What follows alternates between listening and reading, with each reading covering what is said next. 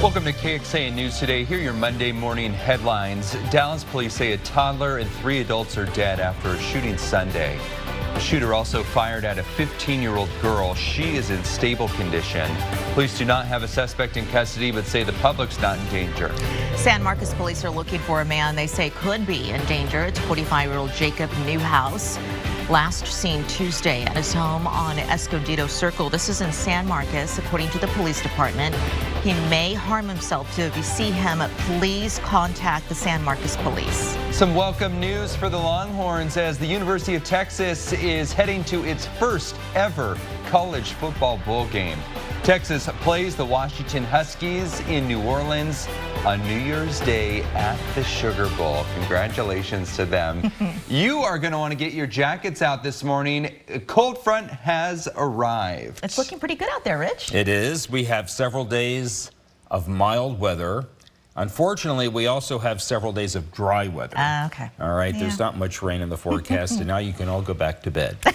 All right, let us start with a look at clouds and radar for you here at 4:30 on this Monday morning. By the way, Kristen will be back tomorrow.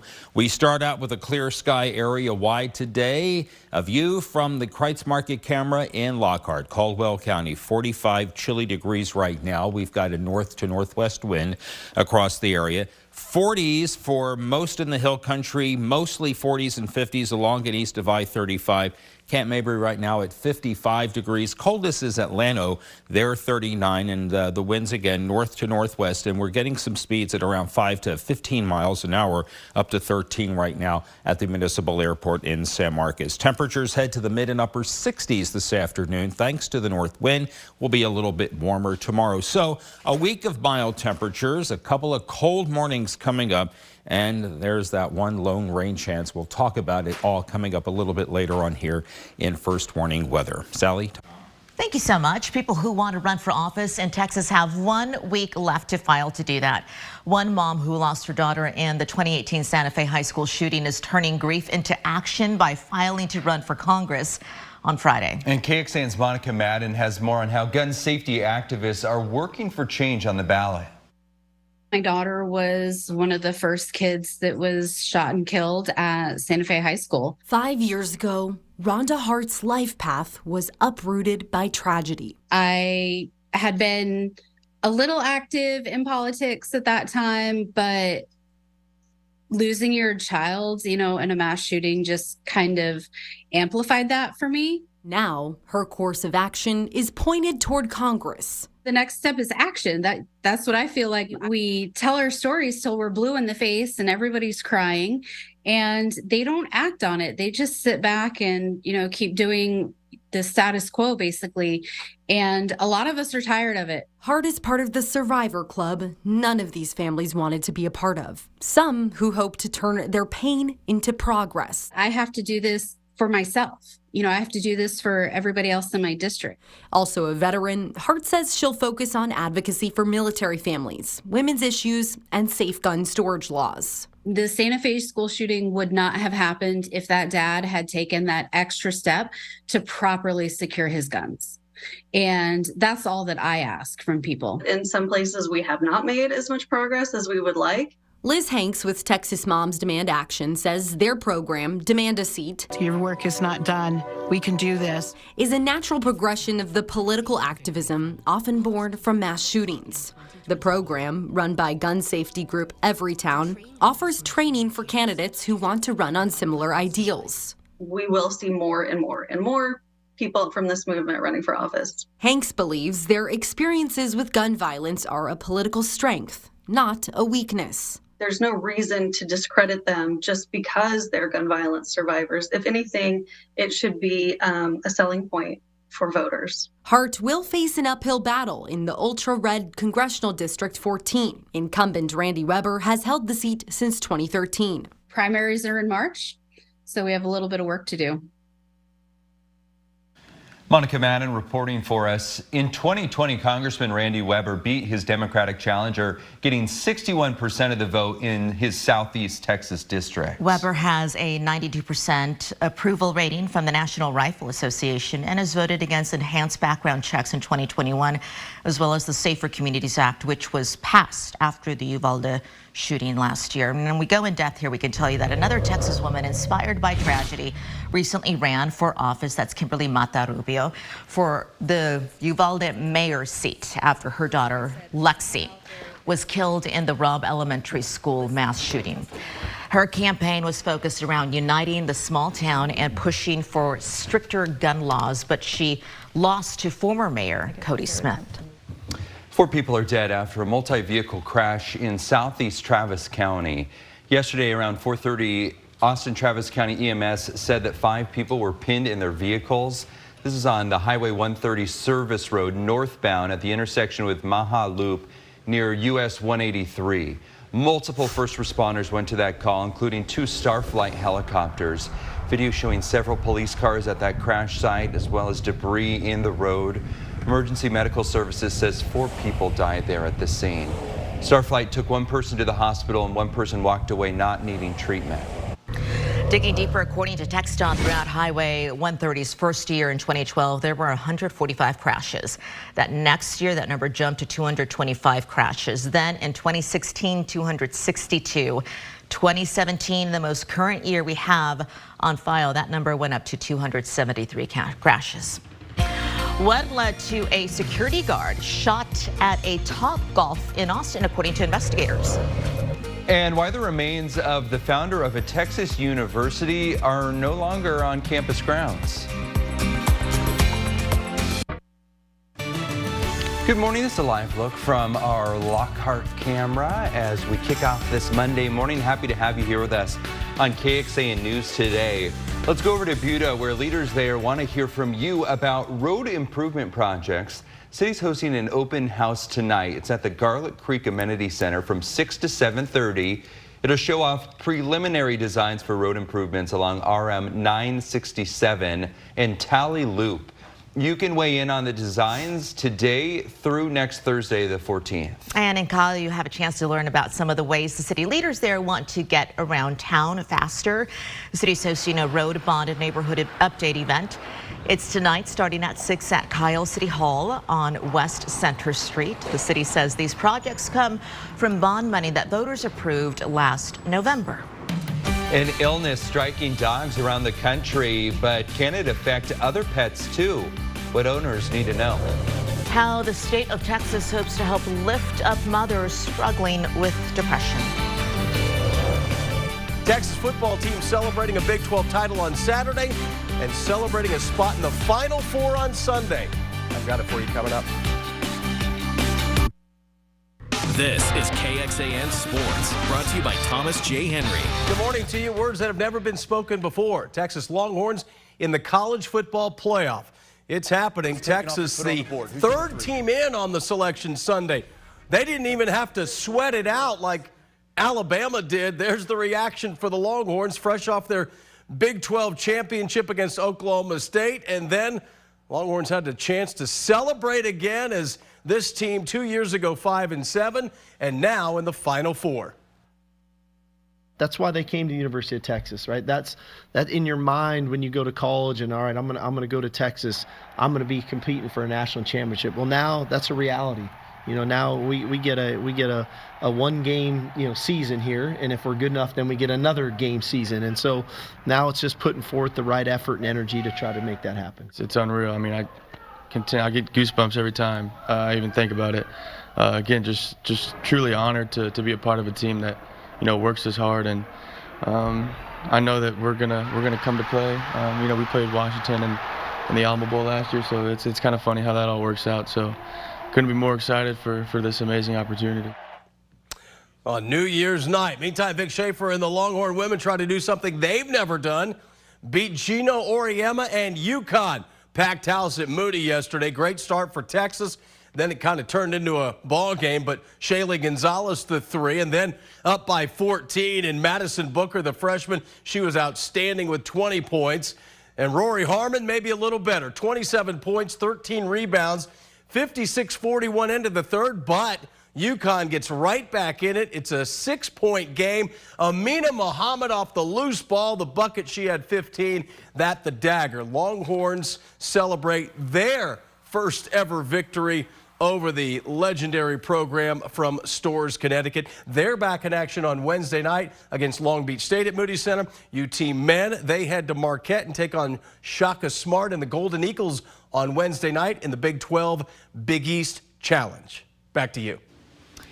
As the Longhorns get set to play their first bowl game, the Texas State Bobcats will play in their first bowl game. Texas State will take on the Rice Owls at the Serve Pro First Responder Bowl December 26.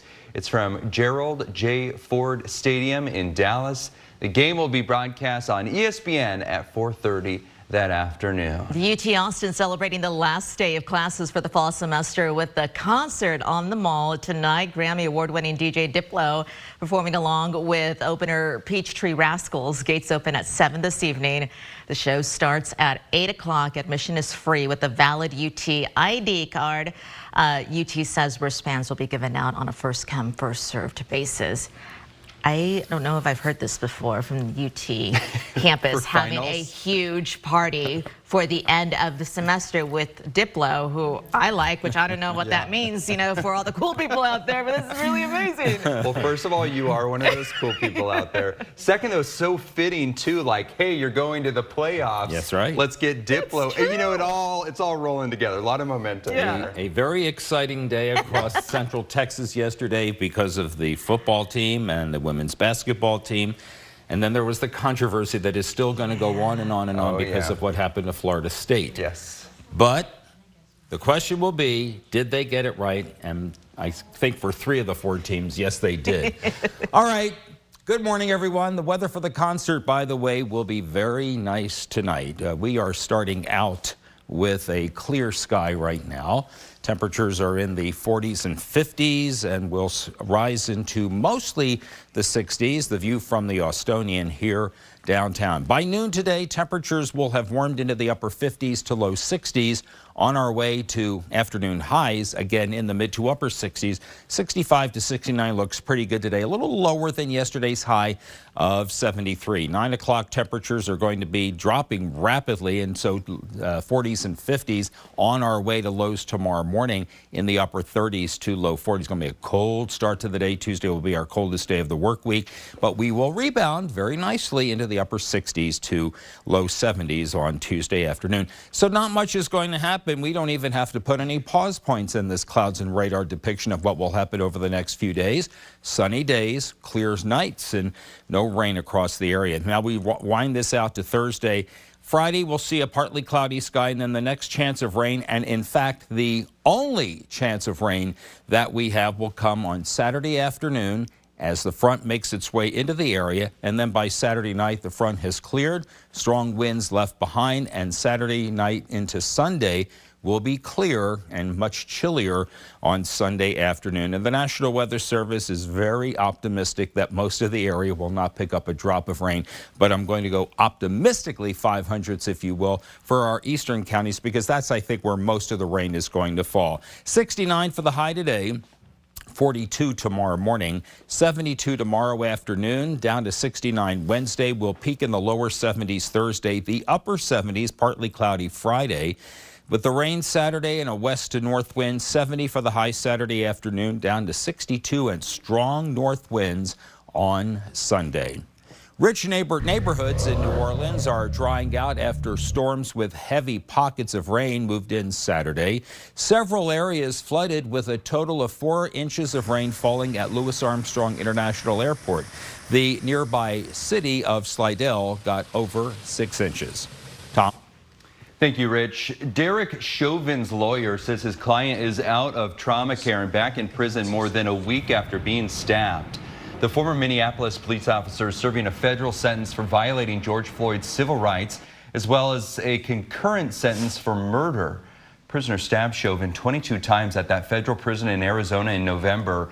An incarcerated former gang member is charged with attempted murder in connection to that stabbing.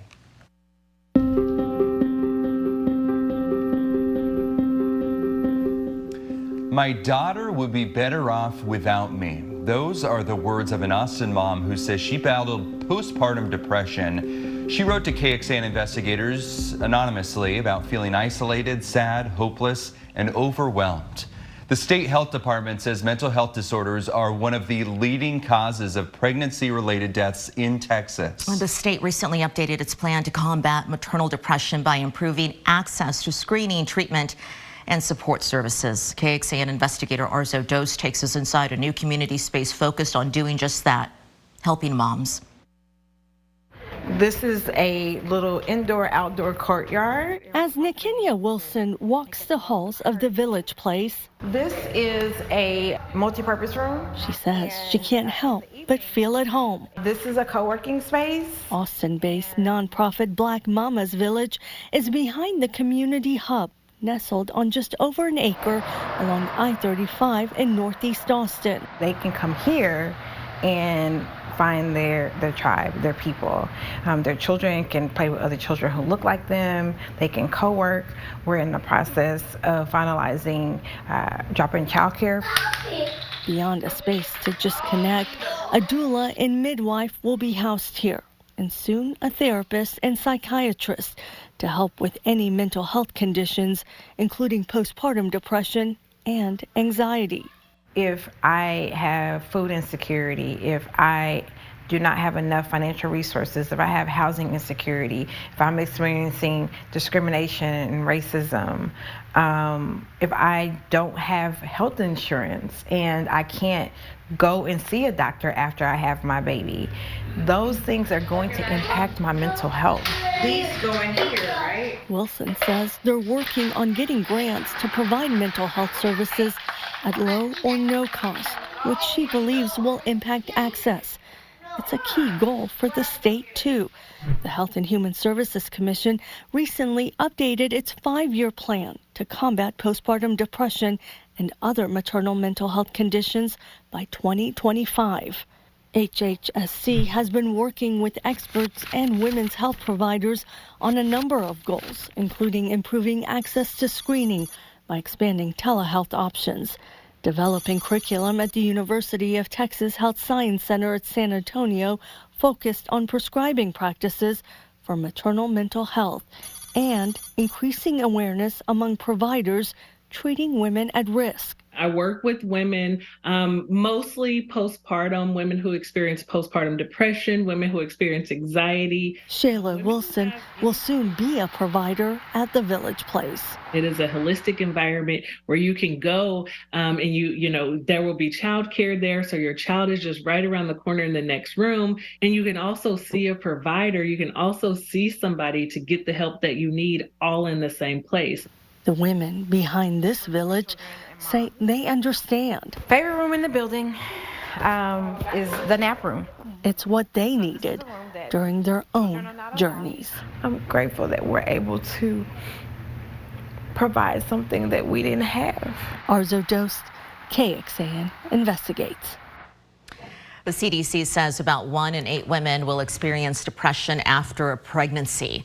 Maternal health experts tell us postpartum depression can be diagnosed and treated well over a year after birth. The common symptoms include irritability, feeling isolated, anxious, or a change in mood. So how does Texas compare to the rest of the country when it comes to maternal mental health and resources? First of its kind interactive map by the Policy Center for Maternal Mental Health and George Washington University has been tracking maternal mental health risks and providers by county. Texas is among the top 6 states in what's considered a dark zone, meaning moms are at greater risk for suffering from maternal mental health disorders. There's a greater need for providers. The map also shows risk factors contributing to maternal mental health disorders, disproportionately impacting rural areas and communities of color.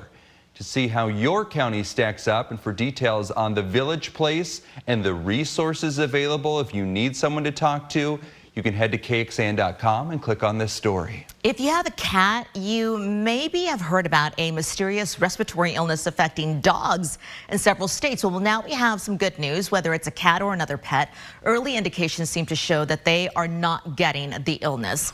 There have been no reported cases of the illness in species other than dogs. There are some steps that you can take to protect your dog, though, against respiratory illnesses. Things like decreasing contact with other dogs, especially those who are sick, and watching for the warning signs of that mystery illness. like fast breathing, coughing, runny nose, or being less interested in food. Here at KXAN, we get hundreds of viewer photos every month, and we want to showcase some of the best pictures we receive. So we are narrowing them down to our top 10 favorites for the month, and boy, are these some good ones. We're then going to let you pick the winner. Right now on our website, you can vote on which photo you think is our top photo from November. The winning shot will move on to represent November in the Best Viewer Photo of the Year contest. If you'd like to submit your photo for December, you can email it to report@kxan.com. All right, for those listening on the KXAN Today podcast, thank you so much for joining us. Here's what else we're tracking for you in the 5 a.m. hour. A private security guard injured after a weekend shooting at the Domain. The message his bosses have for those who did it.